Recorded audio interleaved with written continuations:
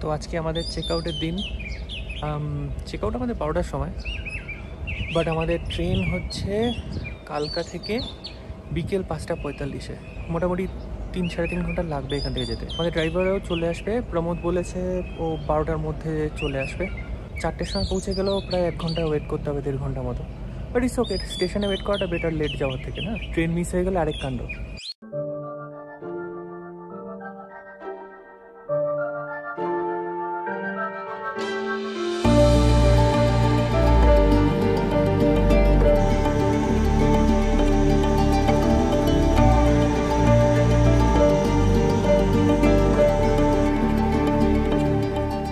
তো আমরা এখন কালকা স্টেশনে বসে আছি ট্রেনের জন্য।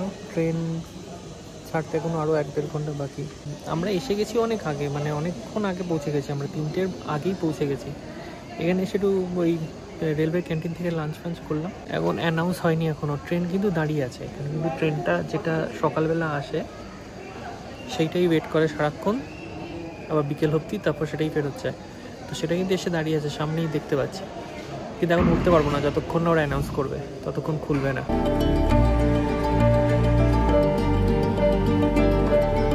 দিল্লি পৌঁছাতে 10টা তো বেজেই যাবে, আর তারপর হোটেল পৌঁছাতে 10:30-11টা বেজে যাবে। আর ডিনারটা ট্রেনেই দিয়ে দেবে, তো হোটেলে গিয়ে আর কিছু খেতে হবে না।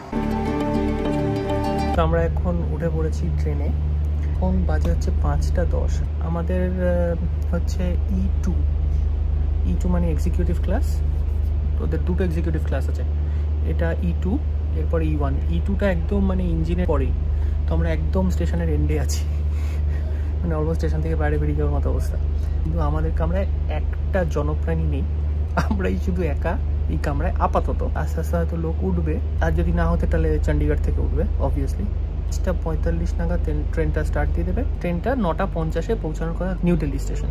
যদি লেট করে তাহলে তো দেরি হবে অবভিয়াসলি, কারণ আসার সময় আমরা চণ্ডীগড়ে পৌঁছানোর কথা ছিল 11টা, পৌঁছেছে 11:40-এ।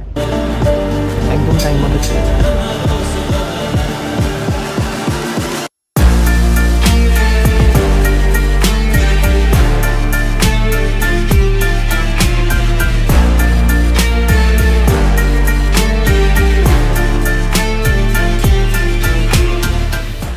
এখন চণ্ডীগড় স্টেশন এলো, 6:18 থেকে চণ্ডীগড় ঢুকলো। মোটামুটি ঠিকই টাইমে আছে।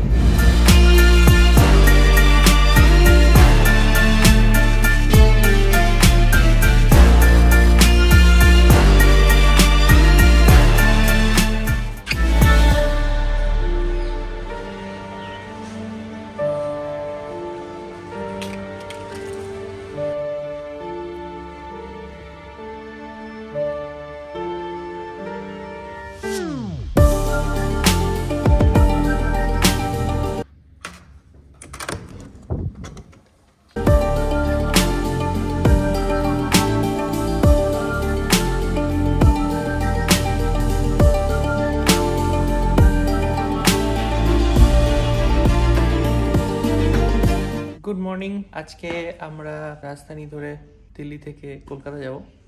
বাট তার আগে বলি, কালকে রাত্রিবেলা অনেক দেরি হয়ে গেছিলো। হোটেলে পৌঁছাতে দুটো টায়ার্ড হয়ে গেছিলাম, তাই জন্য আর কিছু রেকর্ড করতে পারিনি। তো আজ সকালবেলা এখন আমি তোমাদেরকে রুম ট্যুরটা দিয়ে দেবো। আমরা দিল্লিতে উঠেছি মেডেন্স হোটেল। মেডেন্স দিল্লিতে one of the heritage hotels Oberoi. Amenities তো সবই আছে এখানে, যেহেতু 5 স্টার অবভিয়াসলি। তাছাড়া রুমটাও খুব সুন্দর। রুমের মধ্যেও সব রকম অ্যামিনিটিস আছে। যেমন একটা ইন্টারেস্টিং অ্যামিনিটি আমি তোমাকে বলি, এই টিভিটা যেখানে আছে, টিভিটার ঠিক নিচে একটা বড় কাবার্ড আছে। সেই কাবার্ডটা খুললে ভেতর থেকে সব ওই টি কফি মেকিং অ্যামিনিটিস যেগুলো থাকে, কেটল, তারপর কফি, চা, এগুলো সব ওখানে ভেতরে ট্রেতে করে রাখা আছে, বিভিন্ন ট্রেতে। তো এরকম ট্রে টেনে পার করে তারপর ওখানেই তৈরি করা যায়, সব কানেক্টেড আছে ওখানে, ইলেকট্রিক কেটল ফেটল ওখানেই তৈরি করে আবার ওটাকে ঢুকিয়ে দেওয়া যায়। তার পাশেই আছে হচ্ছে আমাদের যেটাকে বলে ওই কী বলে মিনি বার, মানে ছোট ফ্রিজ, তার মধ্যে যে জিনিসপত্রগুলো থাকে ওর মধ্যেও সব কিছু জিনিসপত্র আছে যা যা থাকা দরকার বার মেনুতে, যা যা থাকে, কোল্ড ড্রিঙ্কস, বিয়ার, চকলেটস, এটসেট্রা এটসেট্রা। আর সবচেয়ে ভালো ব্যাপার হচ্ছে মেডেন্সের এখানে না ওয়াশরুমগুলো মানে হিউজ সাইজের হয়। তোমাদেরকে ওয়াশরুমটা দেখাবো, বাট ওয়াশরুমটা মানে এত বড় যে ফুটবল খেলতে পারবো কেন, এরকমই বড়। জেনারেলি আমরা এবার যে রুমটা নিয়েছি এটা হেরিটেজ রুম এটাকে বলে। তো এই রুমটা একটু কম্পারেটিভলি ছোট। আগের বার যে রুমটাতে ছিলাম ওটা ছিল প্রিমিয়ার রুম, ওটা অনেকটা সুইটের মতো, সামনে একটা লিভিং এরিয়া আছে আর তারপরে ভেতরে বেডরুম আছে। ওটার ওয়াশরুমগুলো আরও বড় হয়, মানে ওটা একটা স্ট্যান্ডিং শাওয়ার সাইড থাকে, একটা বাথটাব থাকে, এখানে একটা বাথটাব আছে, কিন্তু সে তা সত্ত্বেও ওয়াশরুমটা হিউজ।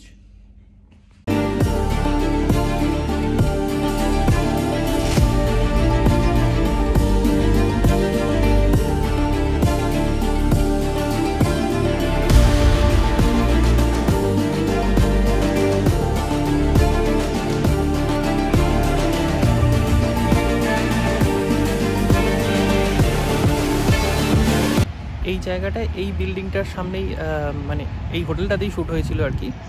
মার্ডার মুবারক বলে নেটফ্লিক্সে যে নতুন সিনেমাটা এসছে সেটা এখানেই শ্যুট হয়েছিল। আমার হঠাৎ করে রিয়েলাইজ হলো, কারণ আমি কালকেই দেখছিলাম সিনেমাটা নেটফ্লিক্সে, ঠিক এই বিল্ডিংটাই আমি দেখেছিলাম। আমি তখনও বলেছিলাম অঙ্কিতাকে যে এখানেই বোধহয় শ্যুট হয়েছে। তো আমি বললাম যে ঠিক আছে, আমরা তো যাচ্ছি হোটেলটাতে, কনফার্ম করে দেখবো।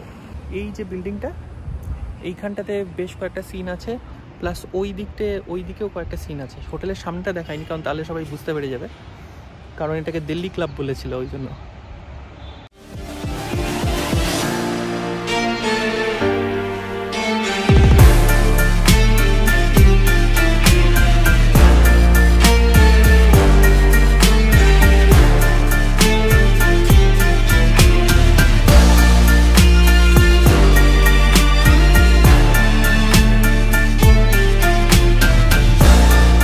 তো আমরা চেক আউট করে ফেলেছি, কিন্তু যেহেতু আমাদের ট্রেন 4:50, এখন বাজে হচ্ছে 12:15, তো এখন তো স্টেশনে গিয়ে কোনো লাভ নেই।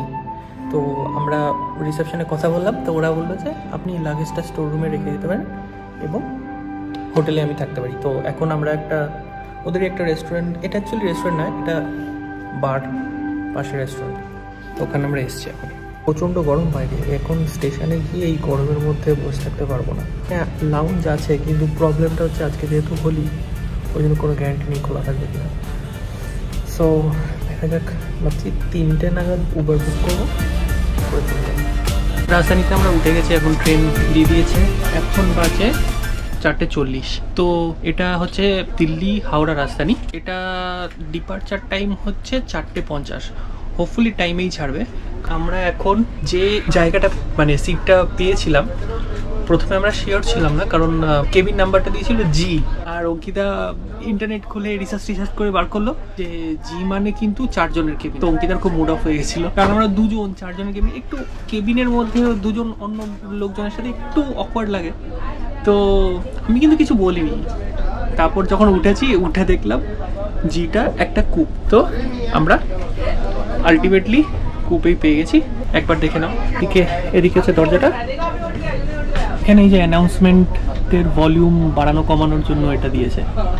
অ্যানাউন্সমেন্টগুলো ওখান থেকে হয়, ওই স্পিকার বক্স আছে, আর এগুলো সব এসি। এদিকে ওপরে ওটা সিঁড়ি আছে,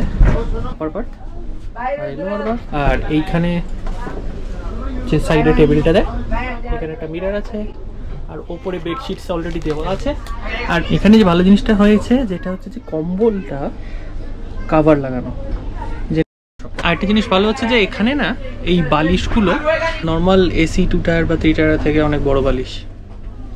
দেখো বালিশগুলোর সাইজগুলো অনেক বড়, একদম যেরকম বাড়িতে বালিশ আমরা ইউজ করি।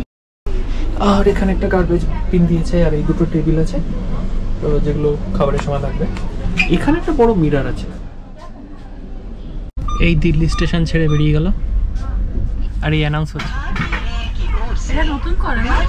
হ্যাঁ, এই অ্যানাউন্সমেন্টের ব্যাপারটা আগে ছিল না।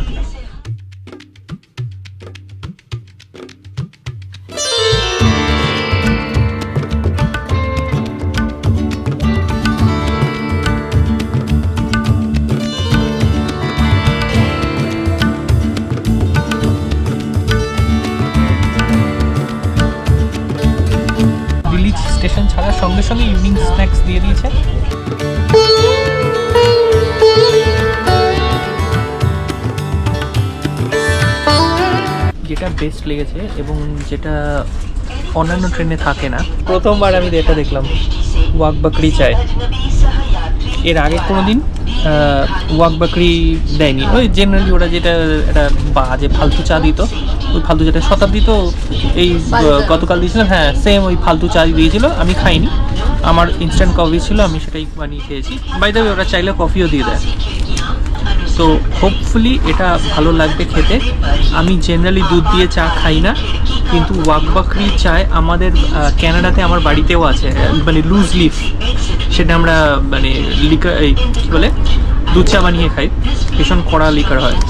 তো লেটস সি, ফার্স্ট টাইম আমি ট্রেনে চা দুধ দিয়ে খাবো। তো অ্যানাউন্স করছিল, এত অ্যানাউন্স করছিল আমার কান ফান ঝালাপালা হয়ে গেছে। বাকি ওখানে নবটা দিয়েছে অন অফ করার জন্য, ভলিউম কমানো বাড়ানোর জন্য, ওটাতে অফও করে দেওয়া যায়। তো আমি অ্যানাউন্সমেন্টের ইয়েটা বন্ধ করে দিলাম।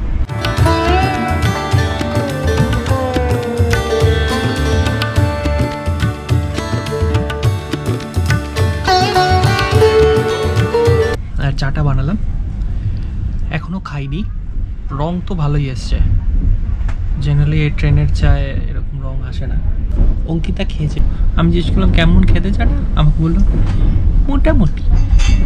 আমি দেখি এখন কি বুঝবো, এখন আমার ভয় লাগছে খেতে। আমি এত বললাম যে ওয়াক বাকরি চাই, ওয়াক বাকরি চাই, এখন যদি বাজে লাগে খেতে। দুধ ফুদ দিয়ে বানালাম, রংটা কিন্তু জব্বর এসছে, সেই নিয়ে কোনো সন্দেহ নেই। তুই শিওর তোর ভালো লাগেনি? না একটু লাইট লাগছে, মানে কড়া লাগছে। Let's see.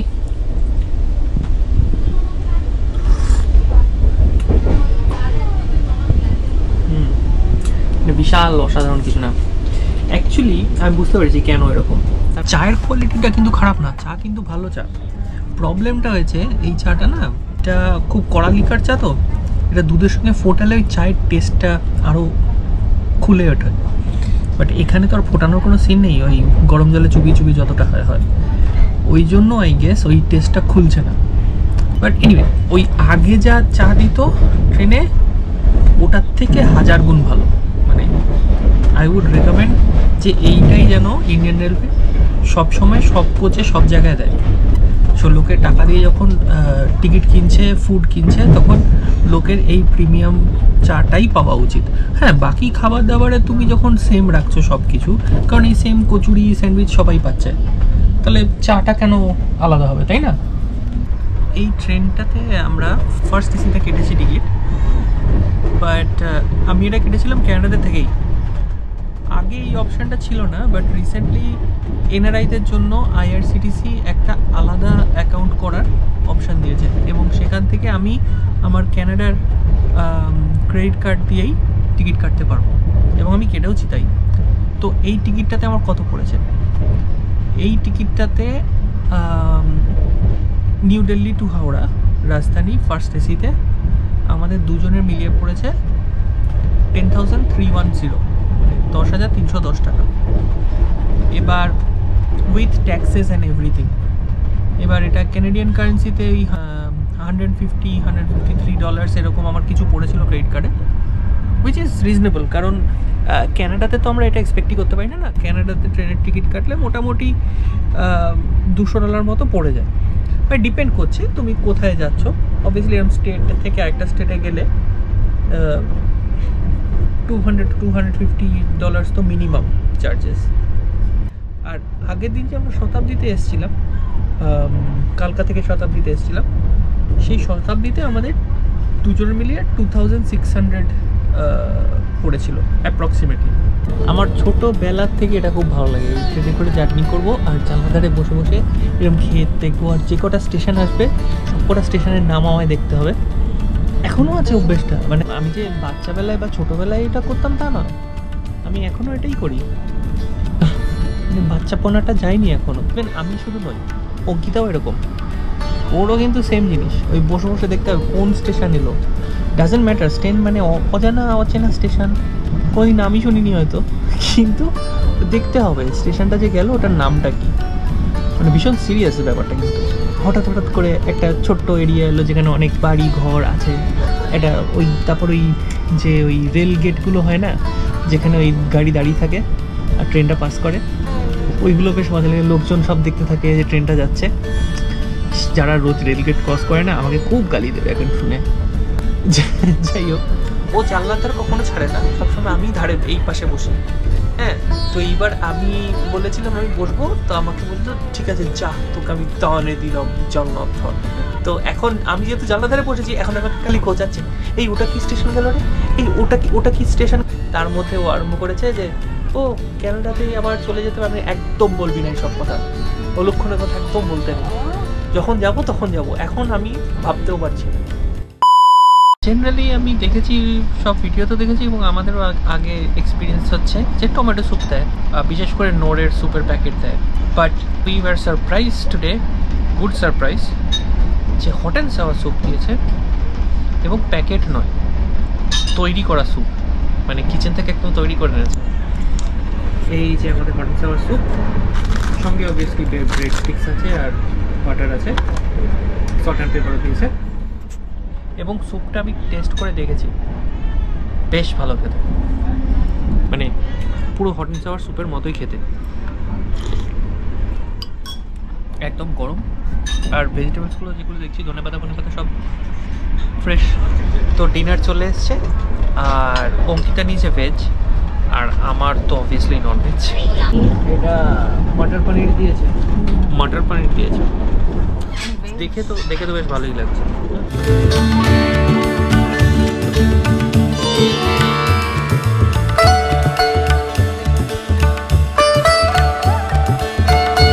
একটা মিক্স ভেজের তরকারি দিয়েছে সঙ্গে, আর ডালটা তো দেখে খুব ভালোই লাগলো, মানে বাড়ির ডালের মতো।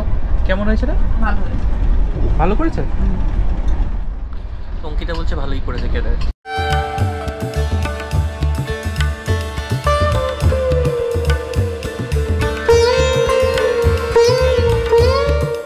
মাংসর দুটো পিস থেকে আমি আপসেট, এত ছোট ছোট পিস। অঙ্কিতা হাসছে, এত ছোট ছোট পিস সত্যি মানা যায় না, এটা বিশ্বাস করা যায় না। তো যাই হোক, আমি অবভিয়াসলি বলবো আরও দুটো পিস দিতে, দেখা যাক কি বলে। জেনারেলি ওরা দিয়ে দেয়, যেরকম আমাকেও ডাল দিয়েছে, মিক্স ভেজ তো দেখালাম, আর জিরা রাইস। তো খাওয়া শুরু করা যাক। এত ভালো সার্ভিস, মানে আমি মাংস চাইলাম, এসে মাংস, অঙ্কিতা একটু মিক্সড ভেজ চাইলো, ওকে আবার মিক্সড ভেজও দিয়ে গেলো এসে। ওরাই এসে জিজ্ঞেস করেছে আর কিছু লাগবে কিনা, আমি বলাতে সঙ্গে সঙ্গে এনে দিয়ে দিয়েছি, কোনো কোয়েশ্চেন নেই, কিছু নেই। খুব ভালো সার্ভিস। আর শুধু তাই নয়, প্রত্যেকটা খাবারের টেস্ট এত সিম্পল, একদম মনে হচ্ছে বাড়ির খাবার খাচ্ছে। আমার এক্সপিরিয়েন্স খুবই ভালো, মানে সার্ভিসের দিক দিয়ে বলুন বা খাবারের কোয়ালিটির দিক দিয়ে বলুন, মানে ফ্রেশ খাবার খাচ্ছি আমি। I loved it. Indian railway, great job.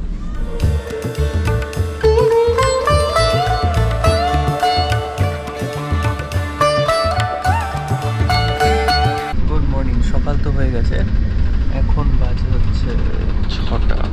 রাত্রিবেলায় শুতে গেলাম, কিন্তু ট্রেন এমন হঠাৎ করে ব্রেক মারছে, ঝাঁকুনিতে আমার খুব একটা ঘুম হয়নি।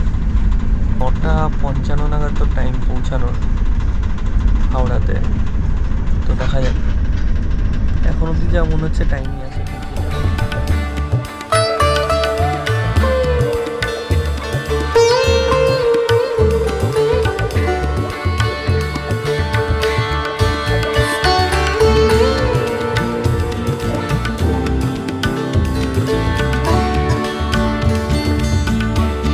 সকালবেলা চা দিয়ে দিয়েছে।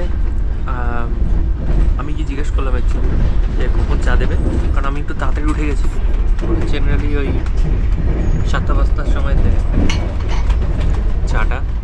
তো বাট আমি জিজ্ঞেস করলাম কখন দেবে, তখন দেখলাম সাইডে সাজাচ্ছে সব কিছু। যাই হোক, রাত বাদ মেজে আমিও রেডি হয়ে গেলাম চা খাওয়ার জন্য। তো চা দিয়ে দিয়েছি, এখন চা খাচ্ছি।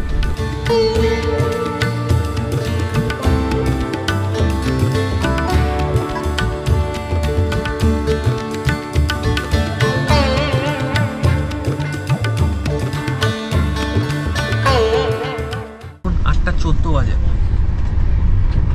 ঠিক আছে, ব্রেকফাস্ট। এটা ভেজ, এটা আমার না, 4টার বেশি দেয় না, 4টার বেশি কোনোদিনও দেখিনি ফ্রেঞ্চ ফ্রাইস দিতে। আমি এতজনের ব্লগও দেখেছি ইউটিউবে, সেখানেও দেখেছি ওই 4টে ফ্রেঞ্চ ফ্রাইস। এই যে এটা আমার, এখানে অমলেট, সেই 4টে ফ্রেঞ্চ ফ্রাইস আর একটু মটরশুঁটি। অঙ্কিতাকেও দিয়েছে মটরশুঁটি। এই কলা আছে এখানে, আর এদিকে ওই মাখন ঠাখন দিয়েছে, টমেটো সস ফস আছে, আর চায়ের সামগ্রী আছে। এই তলায় চাটা ঠান্ডা পড়ে গেছে। এখন তো 8টা 16 বাজে, 1 ঘন্টা 1.5 ঘন্টার মধ্যে চলেই আসবে কলকাতায়, হাওড়ায়। তো লেটস সি, আপাতত ট্রেন টাইমিং আছে।